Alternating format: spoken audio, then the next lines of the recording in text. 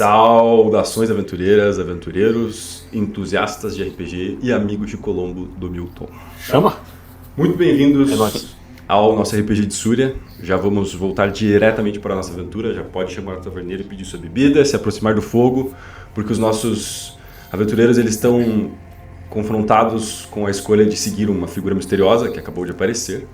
Então, conforme a gente terminou o último episódio, o erudito ele entra numa sala, numa porta de um prédio que parece ser baixinho, numa viela deserta, e sinaliza para que vocês sigam ele.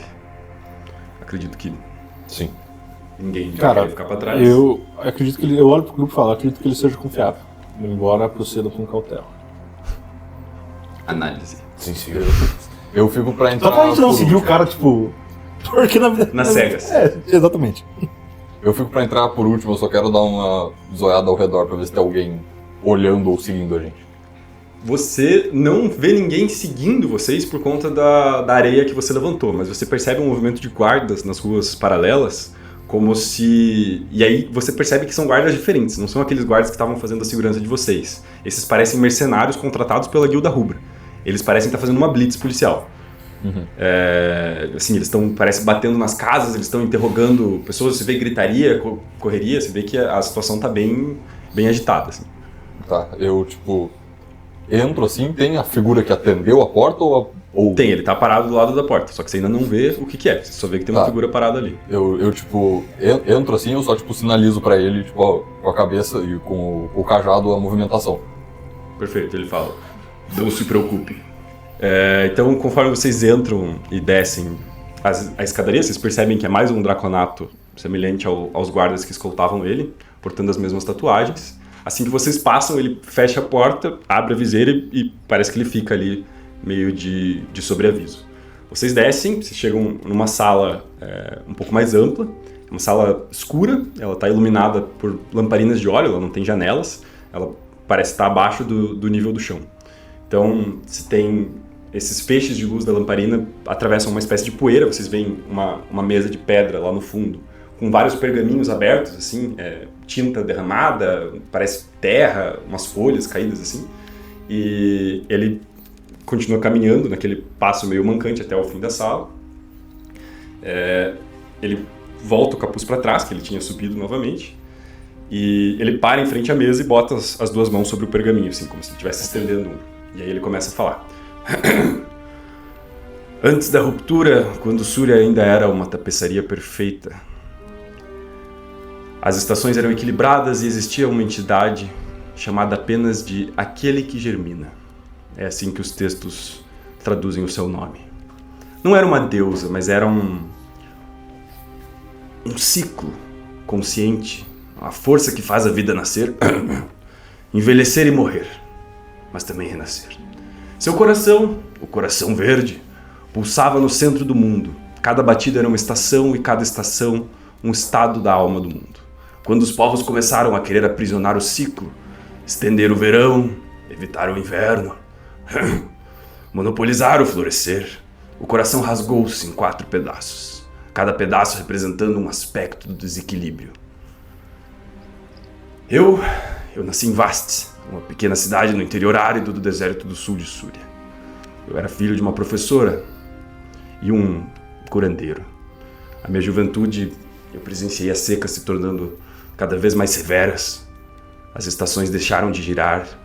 Ficamos meses sem chuva, sem água, sem comida. Foram 10 anos. Os meses se tornaram anos, os anos se tornaram décadas.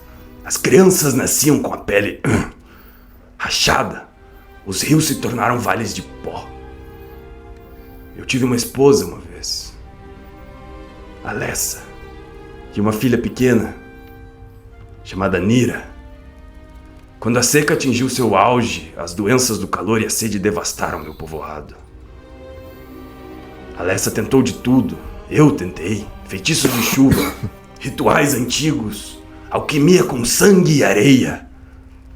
Nada funcionou. Nira morreu nos meus braços, e quando ela expirou, eu não consegui derramar uma lágrima por ela, pois não tinha umidade no meu corpo. Vocês espero que nunca saibam o que é isso. Naquele momento o vento não se moveu, nem as folhas caíram. O mundo não chorou. Esse foi o momento que eu decidi que esse mundo estava doente. O coração da terra tinha parado de bater. Eu abandonei tudo, inclusive o próprio nome, e me lancei em busca das tábuas de vidro, registros que falavam de um tempo em que o mundo respirava as estações. Eu descobri o Coração Verde. Eu vou encurtar a minha história porque vocês não precisam ficar ouvindo as lamúrias de um velho cansado. Mas eu vi em vocês, mercenários, a possibilidade de me ajudar nessa jornada. Para você, Sera, quanto vale um contrato? O contrato é tudo. Pois. Eu sou Serim. Serim. Os nomes de vocês são muito parecidos. Cara, esses nomes são muito As irmãs que são as irmãs. Um Mas contrato o é contrato tudo. é o contrato, né? Tudo pelo contrato. Então, por favor, Scarco, me passe o contrato. Eu tiro os dois. Ele pega o da... Peguei o da rubra e ele olha pra você e ele faz assim. Cara, isso daí era meu currículo. Esse contrato era o verdadeiro.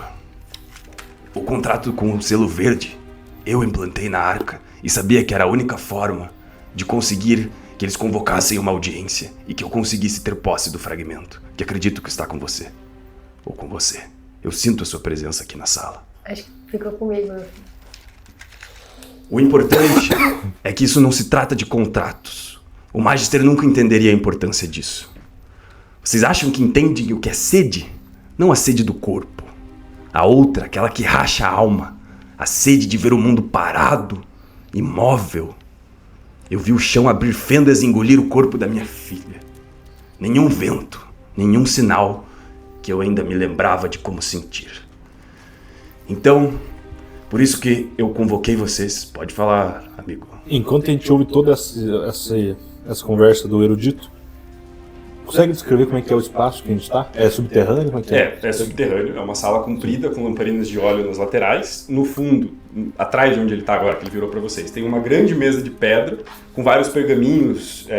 Tá bagunçado, assim, tem tinta derramada, parece que tem umas folhas secas, assim. Parece uma mesa meio que de estudos, meio de alquimia. Parece que ele estava... Mas tipo, é uma sala dele.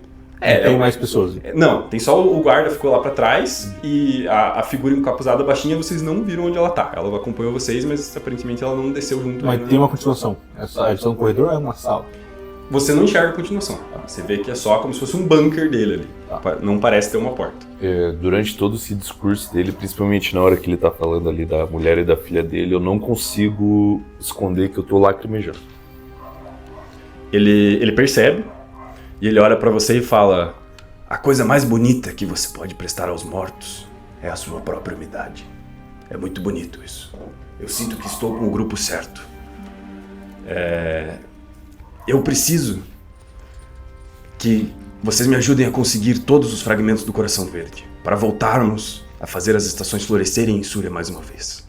Eu não quero poder, eu não quero domínio, nem riqueza e nem perdão. Eu quero chuva. Eu quero sentir o cheiro da terra molhada outra vez. Cada fragmento que reunirmos, o coração volta a bater. E talvez, só talvez o mundo respire. Se o coração despertar e me engolir junto, que assim seja. Desde que no fim, o vento volte a soprar. Quando ele termina de falar isso, vocês todos percebem um barulho de água caindo sobre a pedra. Assim. Vocês olham pra cima, mas o teto tá seco. É só esse som que ficou ecoando. Ele dá um sorriso, que parece que ele esqueceu como sorrir, todas as rugas aparecem, assim, é um sorriso meio triste, meio melancólico. Mostrei. Não consigo, cara. Tá. E aí ele estica um diagrama que vocês veem que é um mapa de Súria todo rabiscado, e ele aponta para um deserto do sul e fala: aqui está o segundo fragmento. Eu sei que ele está lá, mas eu não consigo sair, eu não consigo ir em busca dele, porque a minha idade já é muito avançada e eu não tenho condições de enfrentar essa jornada. Mas eu acho que enfim eu consegui reunir mercenários e pessoas bravas o suficiente para cumprirem essa jornada. Vocês fariam isso pelo futuro de Súria? Eu tenho 2 dúvidas. Por favor, A pergunte. primeira é, são quantos fragmentos ao total? São 4, um para cada estação que deixou de existir. E você sabe dizer se, com a gente recuperando esses fragmentos, se as corrupções da Terra vão ir embora, vão sumir? Não, eu não tenho essa resposta. Mas eu prefiro tentar do que ver o meu povo padecer. Como você sabe que tem só 4? Como você conseguiu fazer essa pesquisa? Claro, foram anos e anos e anos, mas tipo, essas são escrituras? Como que... É possível que exista um 5º, mas os textos que eu estudei, as lâminas de vidro que descrevem as lendas do Coração Verde, mencionam um para cada estação. Eu não sei se existe um 5º, mas ao que tudo indica, só precisamos de 4. Você tem um aí? Não, Então a gente só tem um. um. Tá. Mais alguma dúvida? Eu tenho. Por favor. Como você curou a perna dele? Essa é uma ótima pergunta, Será. Como vocês podem ver aqui, ele mostra o negócio de alquimia dele. Eu estudo o Coração Verde e seus efeitos por mais tempo do que eu consigo me lembrar. Ainda que eu nunca tenha tido um exemplar do fragmento em mãos, os textos e o arcanismo me permitiram conhecer a sua... É isso, basicamente. Eu consigo um caminho para vocês saírem da cidade e eu já preparei suprimentos, água e comida para vocês fazerem a jornada. Vocês aceitam essa missão de um velho sofredor? Eu tenho mais uma pergunta. Você disse querer ver a chuva de novo. Mas a chuva que caiu ontem instaurou uma praga. O que foi aquilo? Eu não tenho certeza, mas eu acho que a população de Valdória não estava preparada para esse reencontro com as estações. É como eu disse para o seu amigo ferido, o Bugbear. A pior coisa para um homem sedento é um rio inteiro de água. Ele não saberá tomar a água saciando a sede sem se afogar. Mas eu não descarto que isso pode ter sido uma intriga, tanto do Magister quanto da confraria. Envenenado algumas pessoas, causado um jogo de cena. Vocês perceberam que o Magister decretou o estado de exceção no momento que as mortes começaram a aparecer? Eu acho que era um pretexto para se apropriar do fragmento. Mas isso não faz sentido porque o Drain ficou totalmente machucado e a gente nem entrou em contato com nenhum tipo de coisa. Mas aquele ferimento não parecia chuva. Não, mas o problema foi que ele tinha sido ferido. Onde você foi ferido mesmo? Na areia. Lá na luta, nas dunas, não foi? Não. Foi no fosso lá quando vocês desceram. Ah, é verdade. A Lúlia tinha me curado, é verdade. Então, eu não sei se isso faz muito sentido. E eu reparei que alguns dos meus colegas também tiveram irritações na pele e tudo mais. Eu acho que faria mais sentido pensar que essa chuva é um problema até nós termos as 4 peças recuperadas. Porque talvez um fragmento só esteja ainda corrompido, mas talvez os 4 juntos tragam equilíbrio. Muito astuto, Descartes. Eu enxergo uma possibilidade de interpretação disso nos textos. O coração precisa ser íntegro. Fragmentado, ele pode estar corrupto. Eu acho que o melhor que podemos fazer é tentar reunir os fragmentos. Por isso reforço o convite. Vocês fariam isso por mim? Você disse que foram longos anos pesquisando sobre as tábuas de vidro para entender a história e saber quantos fragmentos tem. Você sabe se muitas pessoas estão atrás também desses outros fragmentos e sabem dos locais dele? Eu acho que o coração é uma lenda que permanece na memória de Súria. Mas sobre a localização, foi preciso um preço muito alto para conseguir a localização dele. Não, acho que ninguém mais sabe onde ele está. Eu quero rolar uma intuição nele. Ver se ele tá na verdade em tudo que ele tá dizendo. Tá na maldade. 17. Cara, você percebe que ele tá ficando apreensivo com a demora da conversa. É só isso que você percebe. Tipo, ele tá ficando meio impaciente. Assim. Ele não vai acompanhar a gente, né? Ele vai só guiar, certo? Eu tenho um pedido para fazer, então. Da mesma forma que você conseguiu curar a perna dele, você consegue deixar alguma coisa curativa para a população que talvez sofra com as consequências do uso da pedra? Porque até então 3 pessoas morreram, que nós sabemos. Mas é claro, eu preciso me manter escondido por um tempo, porque o Magister deve estar procurando por mim, mas eu tenho muitos amigos e companheiros aqui na cidade e farei o meu melhor. Estão prontos? Uhum. Sim. Ainda que outras pessoas não estejam procurando, não saibam a localização do fragmento, eu acho muito arriscado passar para vocês de forma escrita ou algum mapa, porque isso pode se perder e cair nas mãos erradas. Então, eu preciso entregar esse anel. Ele dá um anel único, assim, ele bota na frente, não sei quem que vai pegar. Você. Então, pegou. Esse anel... Se tudo é pelo contrato, você é que deve usá-lo. Considere que você, Seren, você tem um contrato comigo agora. Esse anel vocês podem usar para se comunicar comigo e a localização do fragmento, como eu mencionei, não sei se mencionei, mas é no Deserto do Sul. Eu vou passar para vocês uma frase cifrada que diz como chegar lá e sei que vocês conseguirão, mas tomem cuidado na jornada. Eu sei que existem presenças que não querem que o Coração Verde volte. Então, aqui vai, prestem muita atenção. Partam ao raiar do sol, encarando o nascente junto ao tronco torto. Quando a sombra tocar o círculo de pedras ao pé da palmeira, virem 90 graus à esquerda e caminhem 100 passos. Sem mudar de direção, avancem 200 passos e não olhem para trás. Mantenham as dunas da foice às costas. Ao escutarem um tilintar de correntes, virem 90 graus. E eu não posso ressaltar, virem 90 graus. Pra qual lado? À direita. E caminhem 300 passos. Apressem o passo se possível. Mesmo que as miragens rodopiem e que vocês escutem sussurros chamando os nomes de vocês. O Deserto do Sul é traiçoeiro. Sigam ainda 100 passos na mesma linha até que o ar esfrie e todo o som morra. Por fim, virem 90 graus à esquerda e avancem os últimos 200 passos. Mas cuidado! A pressa chama a tempestade e a verdade se encontrará no oásis. Agora vão rápido, eu não sei quanto tempo temos até que comecem a querer revistar esse local.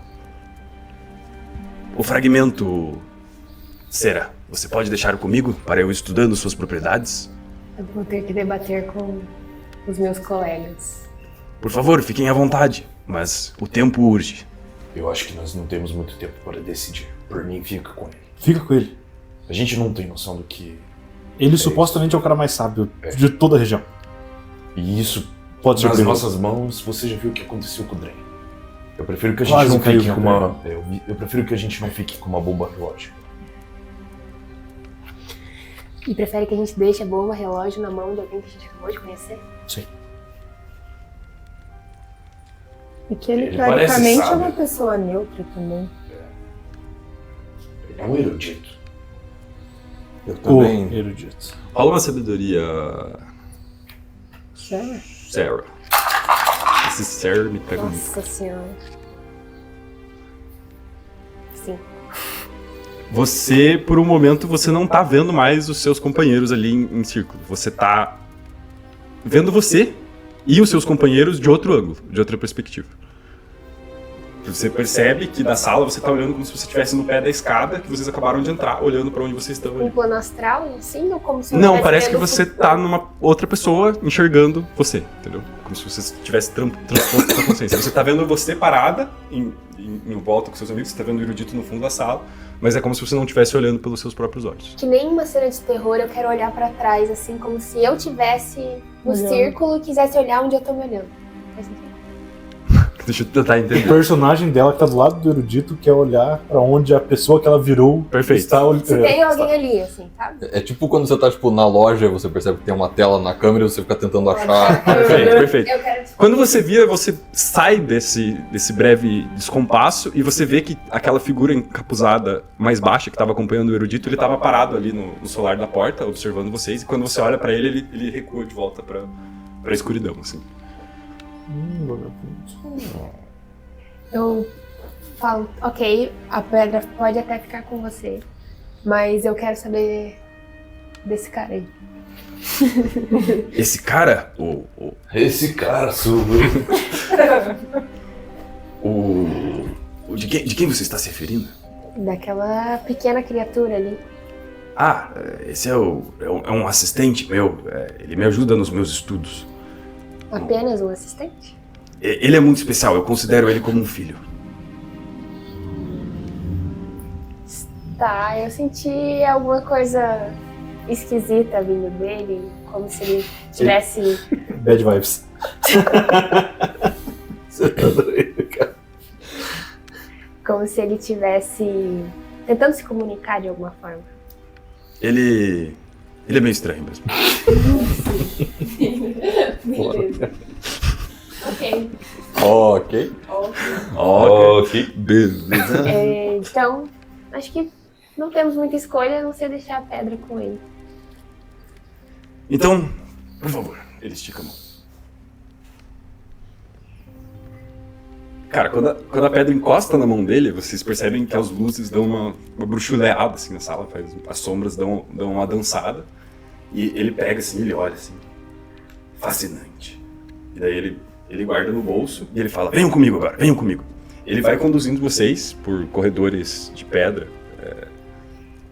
que parecem meio infinitos, parece um labirinto subterrâneo mesmo. Ele vai fazendo curvas e virando, ele caminha com uma super destreza aquele lugar. Vocês percebem que ali parece ser outra parte daquele sistema de esgoto subterrâneo onde vocês já estiveram. Ele tem uma familiaridade absurda com aquilo, ele navega sem o menor problema. Vocês caminham por cerca de 20, 25 minutos seguindo ele e as luzes bruxuleantes, até que ele chega numa escada que sobe para um alçapão. Embaixo, na base da escada, tem vários mantimentos, cantis com água, com provisões. Você vê que estava tudo ali preparadinho, os drinks, pronto para vocês. E aí ele fala por último aí.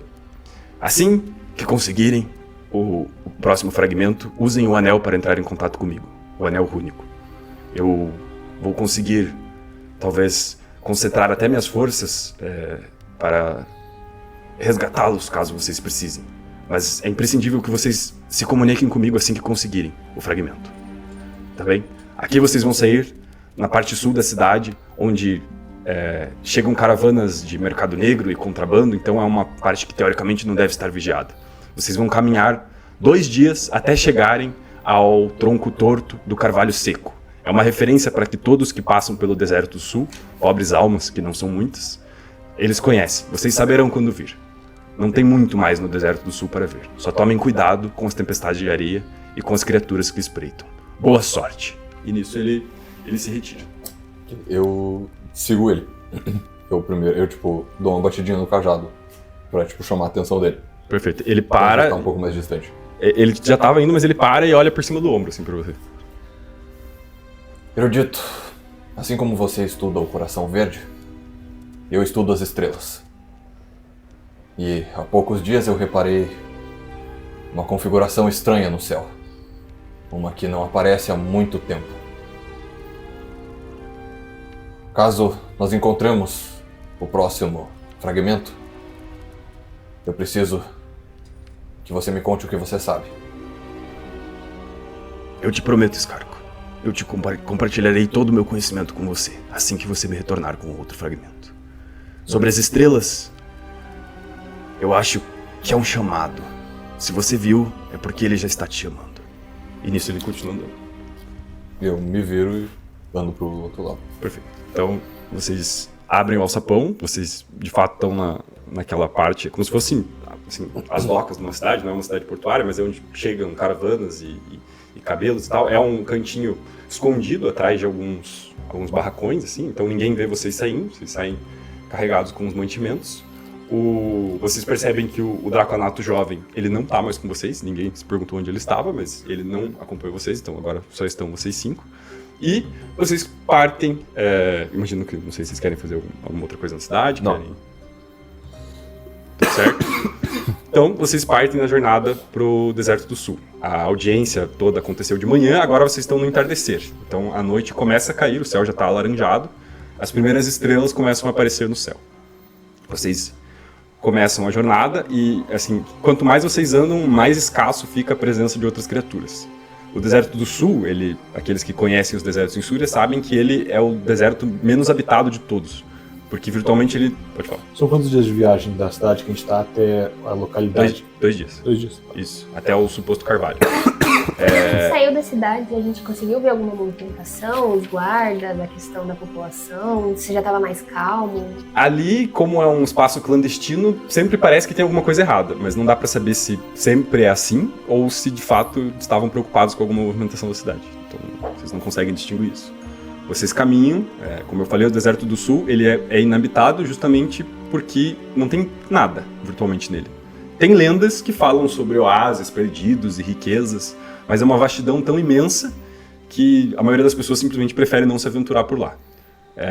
Tem um ditado popular entre os mercadores de Súria que falam: eu prefiro morrer na pança de um verme de areia no Deserto do Norte do que morrer desidratado e louco no Deserto do Sul, porque é muito nada para todo lado. Então, é para lá que vocês estão indo.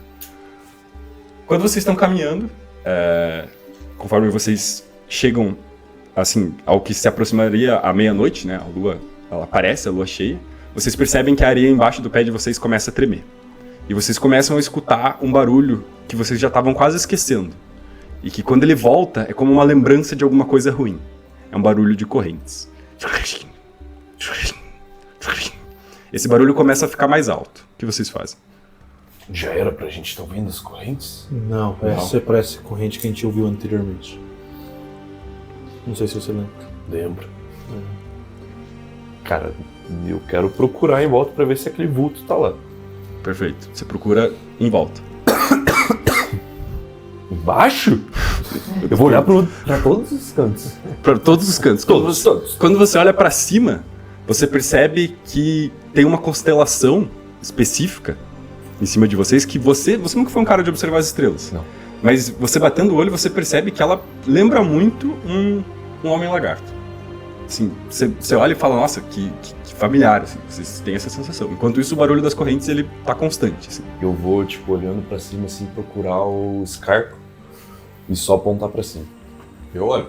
Beleza. E vocês veem que os dois estão olhando pra cima. Perderam alguma coisa ou manezão?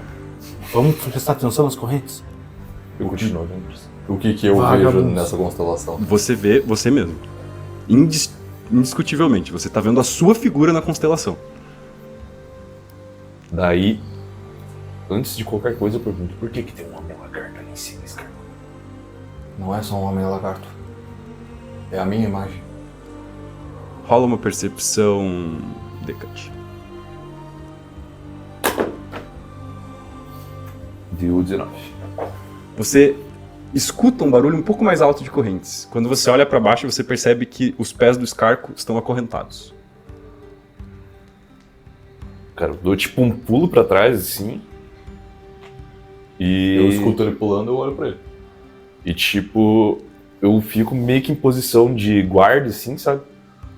E eu falo, tipo, seus pés estão acorrentados, escarco. O que está acontecendo? Eu quero olhar, eu vejo as correntes. Você vê as correntes e quando você vê elas, parece que você sente elas. Até você não ter visto, parecia que não tinha nada lá, mas você sente uma pressão esmagadora no seu tornozelo. E no momento que você sente isso, você sente que você começa a ser puxado para baixo. Então o seu tornozelo já está afundado na areia. Ok. Eu quero tentar fazer uma força pra puxar ele pra fora. Pode fazer. Teste de força. Eu quero entrar na fila. Puxar. É 18. Ajudem, rápido! A gente que não viu as estrelas, tá vendo as correntes? Sim. Agora, se vocês olharem para ele, vocês estão... Eu quero ajudar a puxar ele. Ele já conseguiu ou... Pode falar. A Lu vai ajudar ele? Vai. Mas ele conseguiu o 18. Ele conseguiu evitar que ele afunde mais. Tá. Eu quero sacar minhas ferramentas de ladrão, pegar tipo uma faca de serra, alguma ferramenta desse tipo, pra tentar cortar as correntes. Tá, Me abaixar na frente dos caras e começar a cortar. tá. O mais rápido possível. Beleza. Quando você se abaixa e tenta começar a cortar as correntes, você percebe que elas não parecem ser feitas de um metal comum. Parece que tem algo espectral nessas correntes. É virtualmente impossível você conseguir cortar elas. Você corta, e quando você faz isso, o barulho das correntes começa a tilintar cada vez mais alto. Quando você percebe uma corrente espectral, ela começa a sair, ela começa a envolver o corpo do Scarco, subindo e imobilizando os braços dele. E conforme a última nuvem se afasta da lua e a claridade toma conta do deserto, vocês percebem que em um momento ele estava ali e no outro ele não estava mais. Ele é engolido pela duna, como se o deserto tivesse devorado ele por inteiro. Tipo, o que eu sinto é como se ele tivesse sendo puxado de mim ou como se ele tivesse simplesmente sumido? Ele foi puxado tão rápido que não deu tempo de você reagir. Tipo, não deu tempo de você fazer pressão na mão pra segurar ele. Ele foi só... Eu quero tentar cavar, tipo, onde Perfeito. onde eles Você cava, e a única coisa que você encontra é um elo de corrente quebrado no meio da areia. Você cava depois de bastante tempo, você parece que é um elo único, sozinho. Assim. Ele é de um material diferente. Assim. Ele é de um material diferente, não parece ser um ferro convencional. Tá, eu vou guardar ele. Uhum. Você encosta e vem pra dentro. Eu pego com um paninho. Assim. Perfeito. Não, eu vou guardar ele pra, sei lá, caso a gente precise de uma amostra de alguma coisa assim depois. E acho que meio que pergunta em desespero pra todo mundo: o que a gente faz? O que aconteceu? Para onde ele foi? Eu não sei, eu estava puxando ele, eu olhei pra cima, vi uma constelação de homem-lagarto, e eu perguntei pra ele se era normal, ele falou que era ele mesmo. E daí quando eu olhei pra baixo, correntes simplesmente envolveram o corpo dele. Se eu olhar pra cima, ainda vai ter ele? As constelações normais. E ainda dá pra escutar as correntes? Nada mais. Silêncio. Mas vocês escutaram as correntes. Sim. E galera, tá na cara que estamos enfrentando uma força que a gente não entende ainda. Não há o que a gente fazer agora. O bicho sumiu, e o nosso amigo também. O bicho nem apareceu. Mas as correntes sumiram, nosso amigo também. Então acho que agora a solução é a gente continuar e esperar ele vir atacar a gente vai ter que estar preparado pra não se distrair e lutar de volta quando aparecer. Não seria mais... Quando o barulho das correntes ele continua soando na cabeça de vocês parecem que não conseguem desligar aquilo e parece que uma espécie de paranoia toma conta. No deserto você supostamente está seguro porque você enxerga de todas as direções, mas a areia também ela encobre muitas coisas. O desaparecimento momentâneo do companheiro de vocês deixa todos preocupados. Claramente, uma figura que parecia há muito tempo esquecida voltou a acompanhar a jornada de vocês. Com essa nota de suspense, nós terminamos o episódio de hoje. Curtam, compartilhem, comentem, tamo junto e nos vemos no próximo.